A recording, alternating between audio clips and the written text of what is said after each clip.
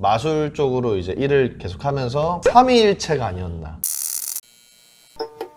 안녕하세요, 살사인 한스. 오늘은 강남바에서 찾아뵙습니다. 오늘은 살사를 하기 전 저희는 각자의 직업이 있는, 각자 직업을 갖고 있었죠. 근데 살사가 취미에서 점점 재미로 깊어짐에 따라 이거는 진짜 겸직 전직 이렇게 바뀌어가는 그런 과정이 생기는 것 같은데, 지금은 사실 현재 상황 때문에 다들 너무 힘든 상황이죠. 그 상황 속에서도 살사라는 이 라이프가 너무 좋아서 즐기고 있는 저희에 대한 내용을 얘기해 볼까 하는데요. 우리 인생 얘기네요. 우리의 살사 스토리. 그렇죠. 제 유튜브 이름 보시면 살사인 한스로 돼 있는데 살사인 한스예요. 영어로 따지면 되게 이상하게 들릴 수 있는 부분인데, 살사가 이 안에 들어있나요? 살사 인사이드 한스, 살사인 한스.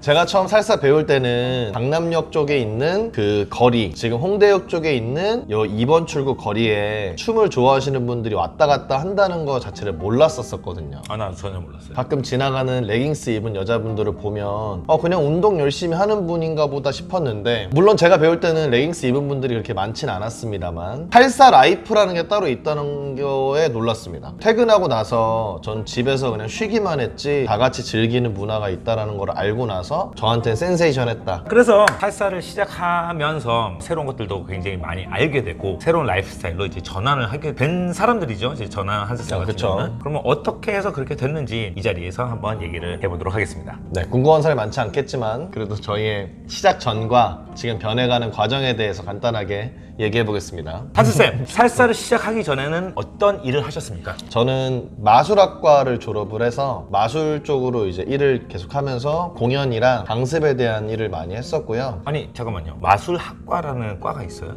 있죠. 물론 사람들 기대하는 건 호그와트 같은 느낌은 아니지만 학생들 한 명 한 명이 다 마술사여서 공연도 재밌게 하고, 선배님도 정말 멋있는 선배님들 많으셨습니다. 빗자루 좀 가져올게. 빗자루 타는 건 아직 안 배웠어.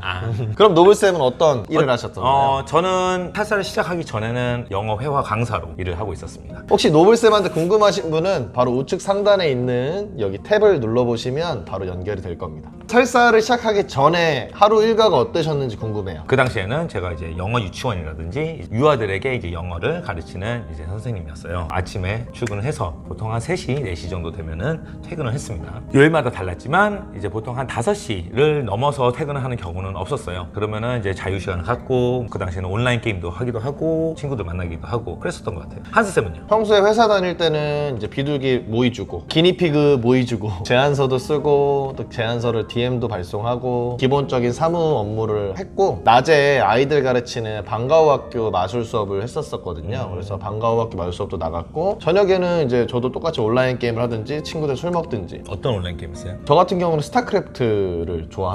한간에 얘기를 들어보니까 거의 준 프로게이머 정도라고 얘기를 들었는데 제가 한번 붙어봤습니다. 캐발렸어요. 어쨌든 이건 기본적으로 사람들이 하는 기본적인 일과라고 생각하는데, 뭔가 이 살사를 배우고 나면 바에서 즐기고 또 이루어지는 커뮤니티 때문에 삶이 많이 달라지는 것 같아요. 맞아요. 일단 직장인들 대상으로 하는 동호회다 보니까 강습들이 기본적으로 평일날은 한 7시, 8시 정도에 하고, 또 그 이후에는 이제 소셜 댄스를 하다 보면은 밤이 많이 늦습니다. 그러고 나서 친목을 도모한다고 뒤풀이를 또 가죠. 그러다 보면은 이제 귀가 시간이 한도 끝도 없이 많이 늦어지게 되는 게 사실 살사인들의 일과가 돼버리죠. 서로 친해지는 과정 때문에 다음 출근을 힘들더라도 조금 미루면서 이렇게 술을 계속 짠하면서 마시게 되는 그런 경우가 진짜 많아지는 것 같고, 밤새서 가셨다가 다음날 엄청 후회하시는 분들도 많이 봤습니다. 맞아요. 저는 처음 여기 왔을 때 너무 좋았던 게, 춤도 너무 배우고 싶었는데 너무 재밌었었고, 당연히 남자로서 여자를 좋아할 수 있는 이성이 있어서 또 좋았고요. 전 소주를 엄청 좋아하는데 술을 먹을 수 있는 뒤풀이도 있어서 삼위일체가 아니었나. 저 같은 경우는 조금 달랐어요. 살사를 시작하게 된 계기가 당시에 만나고 있던 여자친구가 같이 배워보자 해서 아무런 생각 없이 그냥 따라와서 배웠던 거다 보니까 이성에 대한 관심이 있었던 건 아니지만, 다른 취미들과 비교를 했을 때 보면은 처음 나온 날부터 손부터 먼저 잡고 시작하는 이런 취미가 또 어디 있나 이런 생각이 들기도 하고, 친목도 굉장히 중요한 요소더라고요. 이제 같이 춤을 추기 위해서는 아무래도 뒤풀이를 가서 한 번이라도 이야기를 나눠본 사람하고 춤을 추는 게 훨씬 더 초보자 입장에서는 수월한 그런 느낌이 들더라고요. 우리나라가 특별하게 동호회 문화가 되게 활성화되어 있다고 하더라고요. 저는 그 점이 너무 좋았던 거는 소셜은 동호회를 하면서 사람들이랑 친해져도 굉장히 홀딩 걸기가 어려운 편인데 동호회 활동을 통해서 선배님들도 많이 도와주시고 술자리에서 친해지는 사람들끼리 같이 어울리다 보니까 그 친분 때문에 더 홀딩 걸기가 쉬워지고 술자리는 또 동기들만 있는 게 아니라 선후배와 같이 어울리기 때문에 선배님들한테 많이 여쭤볼 수도 있는 기회가 돼서 또 좋습니다. 저는 살사를 배우고 나서 가장 컸던 게 중독성 있는 취미가 많지 않거든요. 다들 와서 여기에 빠진 사람들 대부분이 하는 말이 와 이런 취미는 처음이다 이런 말씀을 되게 많이 해주시기 때문에 그래서 전에 하던 것들을 다 제쳐두고 이쪽으로 많이 약속을 잡는 경우가 많아요. 맞아요. 그리고 여기 안에서도 하나의 작은 사회가 생기기 때문에 생각보다 이걸 하면서 주변 사람들이랑 끊겼다고 하는 사람이 굉장히 많고 내가 이제 주변 사람을 챙겨야지라고 생각이 드는 게 거의 한 6개월 남짓 정도부터 그때 초중급 올라가면서 그때부터 서서히 좀 못 만났던 친구들 너 맨날 그 살사 배우러 간다며 그런 얘기들 때문에 끊겼던 약속을 잡기 시작하지 않나. 사람마다 다를 것 같아요. 네, 노블쌤은 어떠신 것 같아요? 배우고 나서는 하루 일과가 올인이었죠. 올인. 진짜 매일매일 수업이 있으면 수업을 오고 소셜을 하고 소셜이 끝날 때까지 계속 춤추고 연습하고 강습이 없는 요일 같은 경우는 소셜 시간에 맞춰서 와서 또 소셜하고 가고 춤을 안 추는 날이 거의 없었던 것 같아요. 여자친구 때문에 같이 와서 배우기 시작했다고 했잖아요. 살사를 배우기 시작하고 한 4개월 정도 됐을 때 그때 헤어졌어요. 네. 근데 헤어지고 나서 이제 거의 매일매일 와서 춤을 췄던 것 같습니다. 뒤풀이가 있으면 뒤풀이까지 다 참석을 하고 그 다음날 일을 할 때는 간신히 버텼다가 좀 일찍 퇴근하고 조금 쉬고 자다가 강습을 나오는 게 이제 제 일상이 되어버렸죠. 그러면은 현재는 어떤가요? 한참 배울 때도 제가 살사 강습 영상들을 많이 보고 또 선배님들이 했던 그런 수료식 영상들 보면서 많이 배우려고 했던 게 있었다면 지금 같은 경우도 새로운 강습들을 준비하면서 많은 아이디어들이 필요한데 사실 아무리 모든 걸 창작하려고 해도 결국에 찾아보면 다 나와 있는 패턴들이 대부분이더라고요.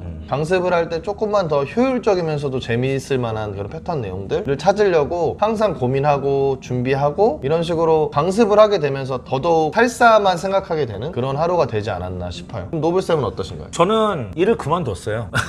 SE를 시작하고 3년이 지난 해가 됐을 때 겸업으로 하는 것이 너무 힘들더라고요. 그리고 제가 그렇게 욕심이 있는 스타일은 아닙니다. 먹고 살 수 있을 정도만 벌면 되는 사람이다 보니까 좀 더 내가 즐겁게 일을 할 수 있는 워라밸을 조금 정립을 한다. 그렇죠. 워라밸을 좀 정립을 한다는 개념에서 영어 회화 강사를 하던 거는 일단 접고 SA를 운영하는 거에 올인하게 됐죠. 그래서 저는 이제는 하루 일과가 완전히 바뀌었어요. 완전히 바뀌어서 강습을 나오는 게 첫 시작입니다. 일단 홍대로 나와서 강습 준비를 하고 강습을 하고 그리고 이제 소셜을 하고 회원들 케어를 하고 그리고 나서 집에 들어가는 시간은 그때그때 다르긴 합니다만 언제 집에 들어갔든지 간에 사무적인 일들 회원 간의 일이라든지 아니면은 영상, 카페 관리 이런 것들을 하다 보면은 또 새벽 한 6시, 7시 정도 돼요. 그때 이제 자고 이제 오후에 일어나는 게 제 일상이 됐습니다. 예전에 제가 인터뷰를 했던 사람들 중에서 우리 엽천 선생님이 계셨는데 우리 엽천쌤께서 말씀하시기를 아침에 일어나면 톡들이 오는 게 난 너무 힘들다. 항상 3, 4개씩 와 있고 그게 다 컴플레인이다. 노블쌤도 똑같더라고요. 저희가 지금 이렇게 촬영을 하다 보면은 영상은 굉장히 짧지만 잡담한 3시간 하고 그리고 10분 정도 뽑아내거든요. 끝나고 나서 노블쌤이 이제 본인 핸드폰을 보면 또 엄청나게 와 있습니다. 단톡도 엄청나게 많고 그걸 또 다 정독을 한대요. 왜냐면 그걸 보고 나서 또 그 중간중간에 일들을 본인들은 다 알아야 되기 때문에 그리고 또 집에 들어가면 뒤에 있는 요 포스터들 또 신경 쓴다고 그런 거 또 챙기고 작업하고 진짜 시샵이라는 게 쉽지가 않구나 이렇게 생각을 했습니다. 그래도 제가 선택한 제가 하고 싶은 일이기 때문에 뭐 불만은